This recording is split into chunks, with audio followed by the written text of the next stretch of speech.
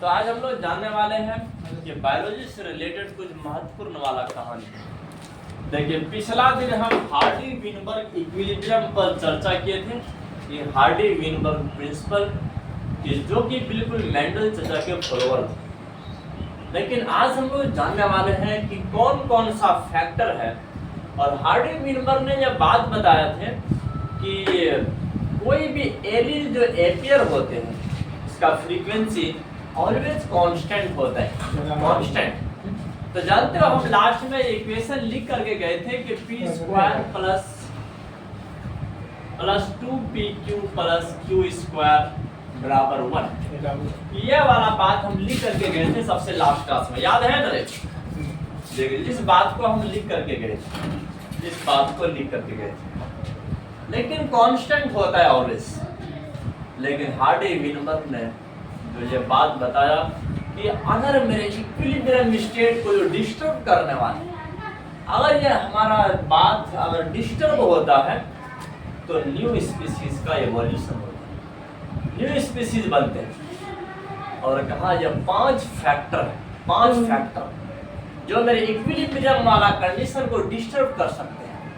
Hardy Weinberg ने यह बात बता दिया जो आज के टाइम में हर 12 वाले को यह बात याद रखते हैं कि कौन सा 5 फैक्टर है जो हार्डी विनबर्ग के इक्विलिब्रियम को प्रभावित करते हैं और जिसके चलते इवोल्यूशन होता है, न्यू स्पीशीज बनते हैं। हाँ, तो स्टार्ट कर देते थे कि आज की कहानी 5 फैक्टर, वो 5 फैक्टर क्या क्या है? 5 factor affecting Hardy Weinberg equilibrium. Hardy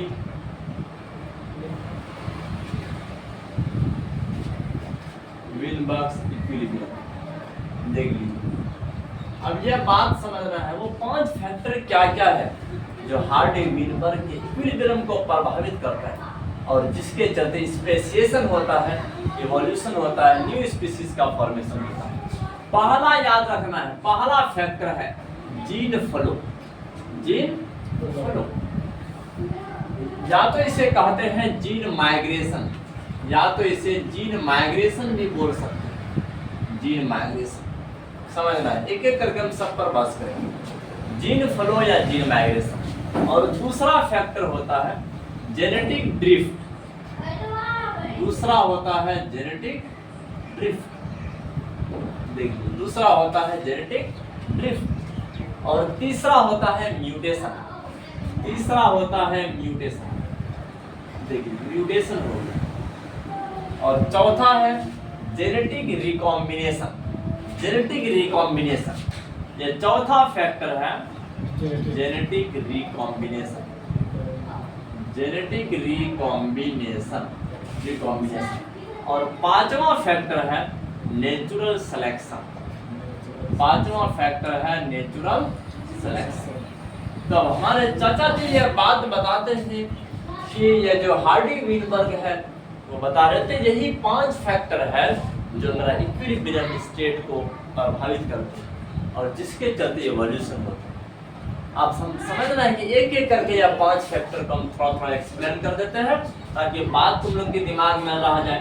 पहला कंडीशन में बता रहे थे, पहला कंडीशन में जीन फ्लो देख लीजिए कि जीन फ्लो या पहला कंडीशन जीन फ्लो क्या चीज होता है और कैसे न्यू स्पीशीज बनते हैं। अगर मान के चलो कि हमारे इस लौगाई के अंदर से कुछ पॉपुलेशन यहाँ से उड़ करके चले गया और वो इंग्लैंड चले गया। कहाँ? इंग्लैंड चले गया। और वहाँ जाने के बाद जो पॉपुलेशन गए हैं, जो आदमी का झुंड गए हैं, उसमें क्या आएगा? ये जो पुराना वाला जो कैरेक्टर यहाँ लौगाई का है उस कैरेक्टर में धीरे धीरे चेंजिंग आएगा, धीरे धीरे चेंजिंग आएगा। और क्या होगा कि जो न्यू पॉपुलेशन ये बनाएंगे वहां का भी कैरेक्टर धीरे धीरे एक्वायर करता चला जाएगा। बस धीरे धीरे यहाँ का बढ़ता चला जाएगा और वहां का आता हुआ चले जाएगा।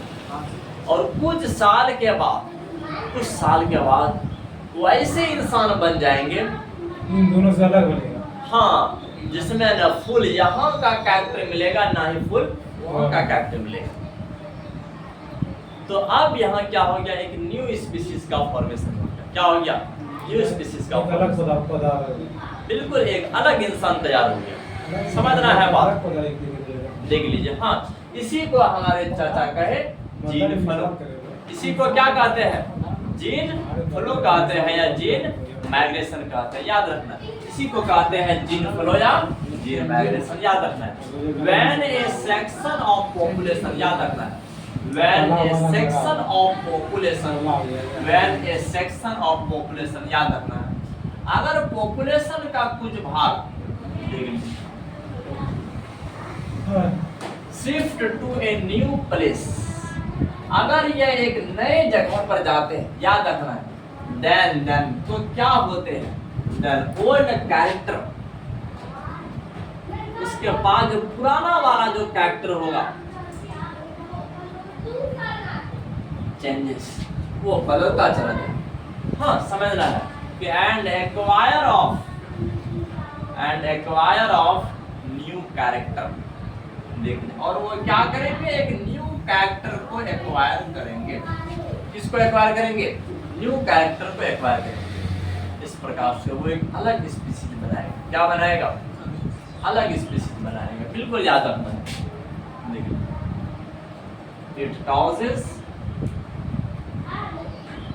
स्पेसिएशन, इसके चलते क्या हो जाएगा, स्पेसिएशन कॉज हो। हाँ, बिल्कुल याद रखना है। इसी को कहते हैं जीन फ्लो, याद रखना है। This is known as gene flow. इसी को क्या कहेंगे, जीन फ्लो, इसी को कहते हैं, याद रखना। अब दूसरा बताते हैं जेनेटिक ड्रिफ्ट क्या है। जेनेटिक ड्रिफ्ट क्या है, इस बात को समझना है, देख लीजिए। दूसरा है जेनेटिक ड्रिफ्ट। जेनेटिक ड्रिफ्ट समझना है बच्चों। जेनेटिक क्या है, ड्रिफ्ट।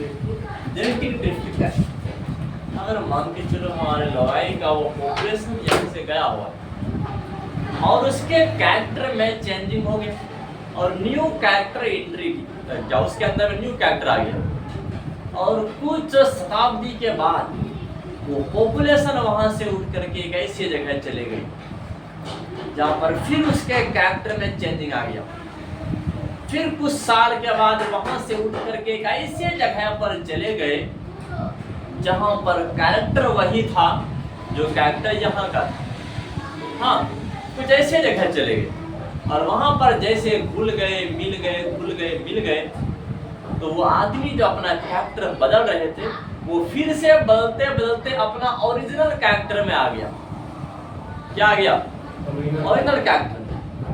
अगर उस इंसान में चेंजिंग होते होते अगर ओरिजिनल कैरेक्टर आ जाते हैं तो इस घटना को कहते हैं जेनेटिक ड्रिफ्ट। इसको क्या कहते हैं, जेनेटिक ड्रिफ्ट, याद रखना, देख लीजिए।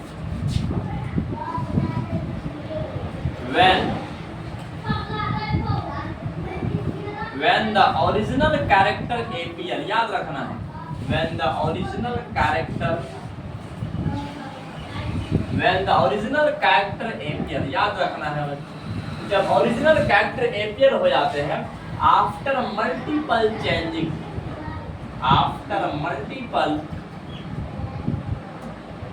देख लीजिए, आफ्टर मल्टीपल चेंजिंग, और बहुत बार चेंजिंग होते और उसमें ओरिजिनल कैरेक्टर आ जाते हैं तो इसी को क्या कहेंगे, जेनेटिक ड्रिफ्ट कहते हैं। याद रखना है, then it is called genetic drift, then it is called, तब इसे कहते हैं जेनेटिक ड्रिफ्ट कहते हैं। समझना है बात, देखिए, तब इसे कहते हैं जेनेटिक ड्रिफ्ट कहते हैं। तो जो ओरिजिनल वाला कैरेक्टर उसको फाउंडर कहते हैं, फाउंडर उद्घाटन करने वाला, फाउंडर, और इस इफेक्ट को फाउंडर इफेक्ट भी कहते हैं। बिल्कुल याद रखना है, ओरिजिनल कैरेक्टर को कहते हैं फाउंडर। देखिए, original character is called founder, याद रखना, ओरिजिनल कैरेक्टर को फाउंडर कहते हैं।